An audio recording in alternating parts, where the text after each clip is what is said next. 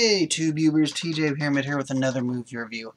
This movie here was adapted from a 2006 graphic novel put out by Image Comics and written and illustrated by Daniel Schaefer, and that is The Scribbler. Katie Cassidy plays the Scribbler, a soon-to-be superhero of sorts. The movie starts off with her kind of graduating out of having to see a psychologist about her mental problems. She's schizophrenic. So the doctor's solution to this is, to really any mental illness, is a machine called the Siamese burn. And basically it's a box with, kind of like when you jump like a car battery, you put those clips on.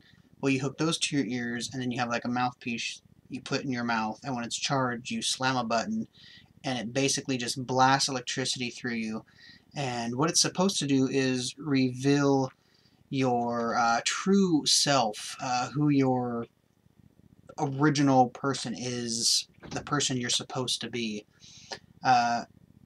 So it counts down, I think when the movie starts it's on at like 10 or 9 or something. Every time she does it, it counts down, and when it gets down to 1, it's supposed to be her. All the other personalities are supposed to be burned out of you.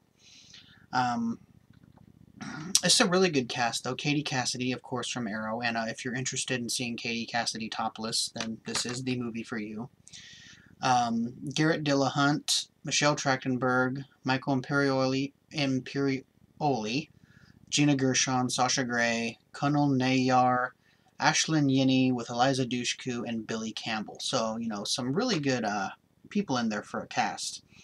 This was directed by John Suits, and actually Daniel Schaefer, who did the graphic novel, actually did the screenplay too. This is a weird movie, a weird superhero movie. See the back of the disc there. Here's right here. Here's Michelle Trachtenberg. She plays a character named Alice who likes to in this apartment complex.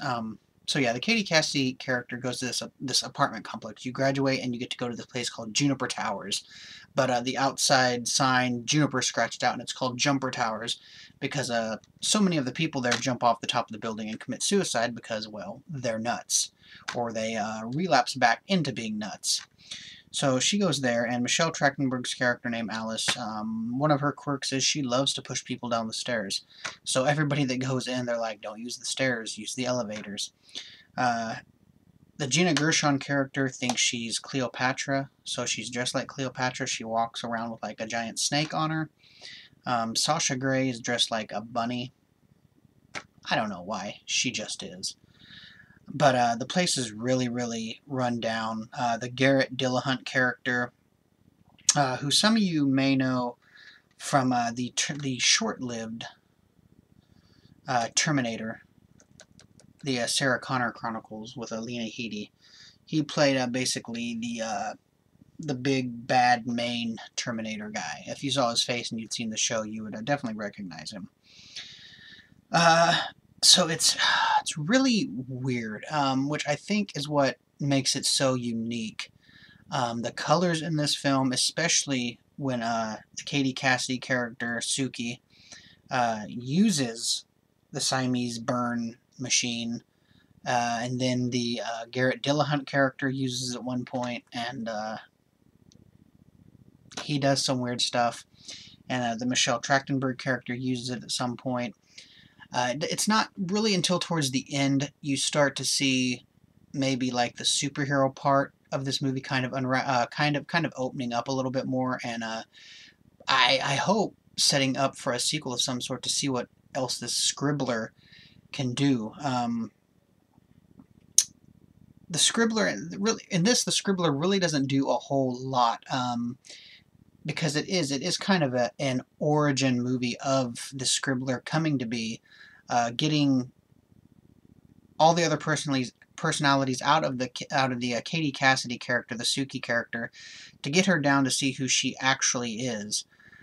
So that's kind of the interesting part, kind of the journey you go along with her until she realizes this person, you know, this is me, this is what I meant to do. And yeah, the reason she has on this skeleton type outfit here is when she uses the burn machine, um, sometimes she wakes up in weird places and she doesn't really have many clothes on, so this is just something she takes out of like a costume shop.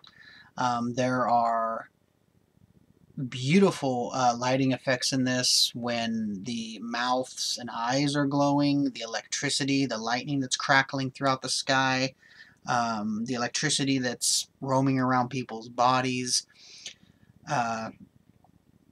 No gore to mention in this, besides some of the bodies splatting onto the ground, and you see some cracked skulls and some blood stains. Just really weird. There's a bulldog in it that one of the characters thinks can talk with like a British Cockney accent.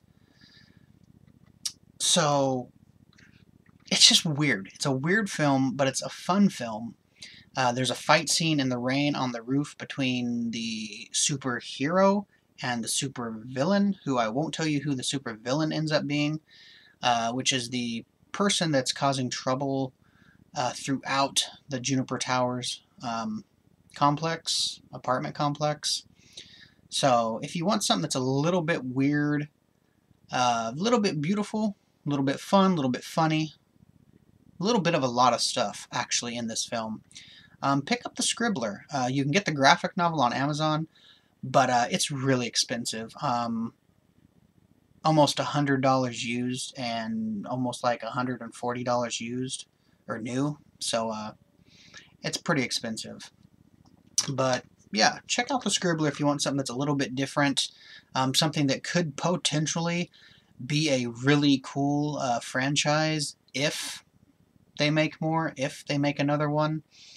I'd really like to see it because I want to see Katie Cassidy as the Scribbler doing something else. Now that she knows who she is, I want to see what else this character can do. But it's a really fun film, visually pleasing. I laughed a few times. Katie Cassidy is brilliant in this as the Suki character. Really good look, really good personality. So check out the Scribbler if you want something that's a little bit off the wall and a little bit kooky. It'll definitely fill that niche that you have. So thanks for watching. Comment down below, subscribe, spread the word, and cheers.